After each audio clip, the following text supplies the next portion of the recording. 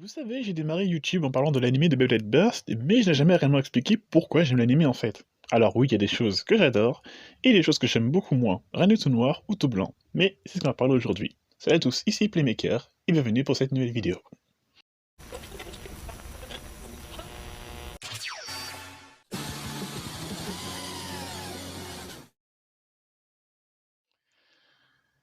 Déjà, il faut partir de là où tout a commencé. Metal Fight. Comme beaucoup de personnes de mon âge, je me suis lancé dans Beyblade avec Metal Fusion quand elle était diffusée sur Gulli, puis plus tard Kanaji. C'était une grosse mode en 2010 et beaucoup de gens étaient à fond à suivre les aventures de Ginga, pardon. C'est Ginga en VF, mais ça se prononce Ginga en japonais, j'ai pris l'habitude. En vrai, j'avais une petite trinité de séries à l'époque, qui étaient Beyblade, Power Ranger et Pokémon, chose qui n'a pas changé depuis, sauf que je regarde beaucoup plus de séries maintenant, sans parler des animés et du MCU.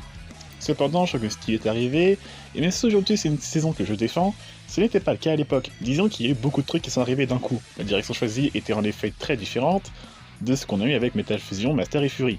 Et toute la hype qui s'était accumulée au fil des saisons s'est envolée. Il y a moins de monde pour jouer avec moi et mon grand frère, qui était aussi à fond dans l'anime à l'époque, et on a fini par se lasser et lâcher Beyblade. On a aussi par la même occasion donné notre petite collection de MFB, un choix que je regrette encore aujourd'hui vu que toute la collection qu'on a donnée a été perdue.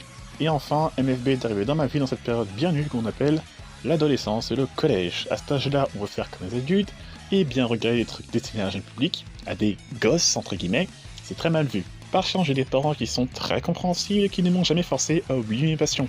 Donc j'arrive à faire la part des choses avec mes passions et les études, chose que je suis parvenu à faire quand je suis passé au lycée, puis en apprentissage.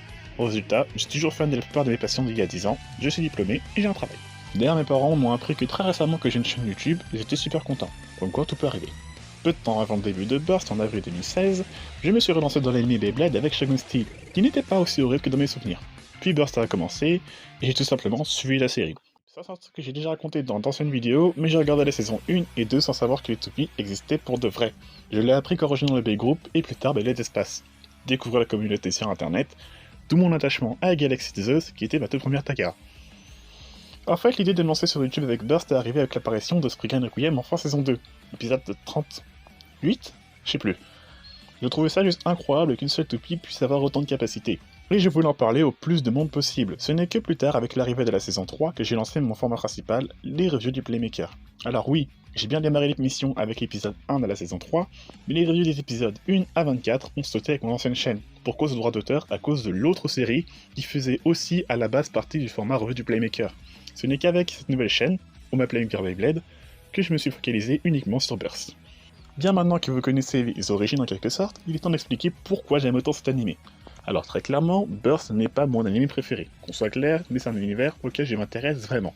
Déjà, j'aime parce que c'est différent de Metal Fight. Quand Burst est arrivé en France en 2017, beaucoup de personnes étaient assez dubitatives de voir que Burst n'était pas la suite de Metal Fury. Oui, Metal Fury, parce qu'encore aujourd'hui, beaucoup pensent que Shogun Steel est un spin-off, ce qui n'est pas le cas. C'est bien officiellement la saison 4, et vu qu'il n'y a pas de Ginga, les gens pensent comme ça. Autre chose que j'aime dans l'univers de Burst, c'est que c'est très coloré dans la série. Ça se ressent jusque dans les noms de la plupart des personnages, qui signifient des couleurs. En termes de couleurs et surtout d'animation, Burst s'améliore de saison en saison, et encore aujourd'hui, je reste surpris par certains effets visuels des saisons récentes. Alors oui, c'est pas le studio Bones ou studio Ufotable, mais pour une série comme Beyblade, c'est assez incroyable. Lors de combats vraiment importants, on sent vraiment qu'il y a un effort fait sur l'animation, et c'est souvent ce combat-là que les fans se souviennent le plus. Vraiment, il n'y a pas de comparaison à faire avec Metal Fight parce que absolument tout est différent, c'est pour ça que j'aime autant les deux univers. Et si il y a bien une chose qu'on retrouve dans les deux, et ce ne sont pas les choses que tout le monde adhère, 1. Le côté fictif et what the fuck. Burst s'est démarqué par son côté réaliste et tranche de vie lors des 2 premières saisons, puis a commencé à repartir sur un aspect plus fictif à partir de la 3ème saison, un aspect plus animé shonen. D'une part, le côté réaliste était bien, mais clairement ça limite les possibilités, et faire plus de 3 saisons réalistes, les jeunes auraient trouvé ça horriblement chiant. Ensuite, Beyblade Burst reprend beaucoup de codes d'animé de sport et d'animé shonen. Et surtout, Beyblade Burst est un animé, par définition une œuvre d'animation de fiction japonaise. Évidemment que la série n'est pas réaliste, on part du Japon. Les animés provenant de ce pays qui font de base chaque année sont tout sauf réalistes. Et c'est ce côté abusif et fictif que les gens adorent, surtout que Beyblade n'est pas le seul à le faire, et que ce genre de choses existe depuis des dizaines d'années, que ce soit en France ou au Japon. Oui, on ne peut pas tout refaire en vrai ce que font les toupies dans des dessins animés. De la même manière que tu ne peux pas te transformer en Sailor Moon si tu cries Sailor Moon, make up! C'est de la fiction. Et vraiment, Burst garde une base solide pour rester un minimum cohérent au niveau des combats. Et là, je m'adresse aux personnes qui disent que Burst part en couille parce que Toupie parle, et que c'était mieux avant avec Metal Fight. Metal Fight, l'épisode 1 de Metal Fusion, on te dit que les pièces de toupies, on s'en fout, et que celles de pouvoir d'amitié comptent. Les toupies, ce sont des stands de JoJo, entre ceux qui font une tornade, ceux qui changent la gravité, ceux qui tournent en plein sens de rotation dans un combat, et ceux qui font des putains de trous noirs. L'ennemi de la saison 1 est une entité maléfique stellaire, en saison 2, c'est une organisation maléfique qui veut revendre une arme nucléaire, en saison 3, le boss final est un putain d'antéchrist, et en saison 4, le méchant est un Megazord. Et vous trouvez que les toupies qui passent, c'est what the fuck? Metal Fight partait constamment dans la surenchère au point que ça en devienne ridicule. Un de mes moments préférés de la saison 2, c'est quand ils se battent sur l'autoroute à renverser des bus. On te parle de légendes et des mythes tournés autour des toupies créés à partir de comètes. C'est un immense bordel qui était pleinement assumé. Et c'est pour ça que j'adore Metal Fight. C'était nimp, c'était voulu. Et Burst c'est pareil quelque part. On ne demande pas à l'animé d'être réaliste. On demande à l'animé d'être un animé. Sachant que si l'animé avait une dimension réaliste au début, c'était pas du tout le cas du manga. Si vous lisez juste les 7 premiers tomes, vous en connaissez beaucoup, vous, des gens qui arrivent à se faire crever les yeux avec un single layer en plastique. Vous en connaissez beaucoup, des gens qui se mordent le bras à sang juste pour se donner à fond dans un combat de toupie. Pas trop, hein. Et pourtant, c'est littéralement le plot de départ de Shu dans la saison 1, dans le manga, et de Free de la saison 2, dans le manga aussi. Point numéro 2, le côté commercial.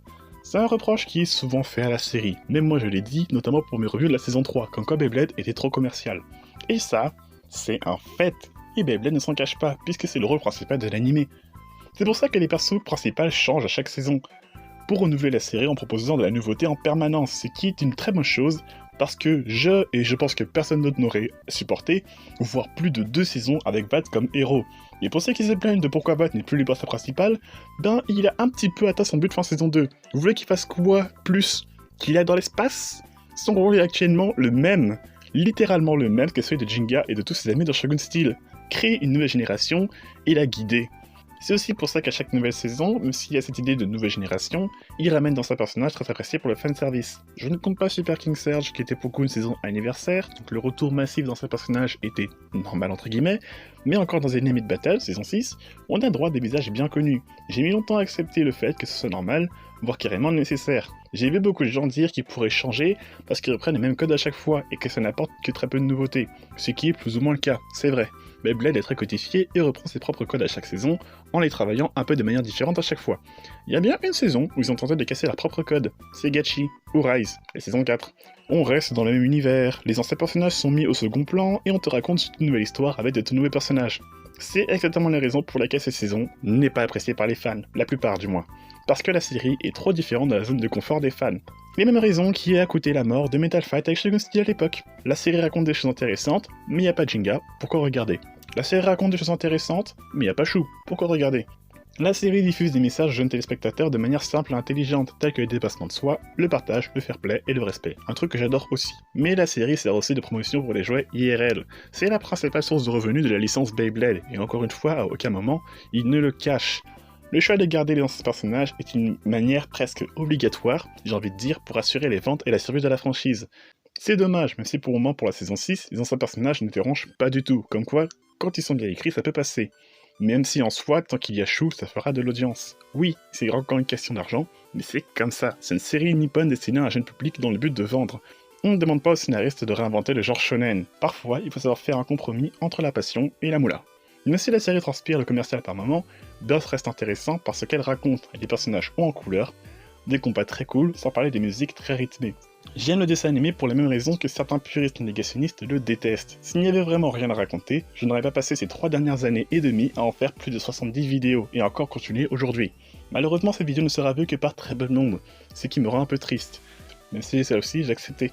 Les plus passionnés sont souvent ceux qui ont le moins de visibilité, et les moins passionnés qui disent un peu nimp sans vraiment s'y connaître représentent le fandom sans en faire partie. Ce qui crée un total paradoxe du point de vue des non-fans et du point de vue des fans qui s'y connaissent moins.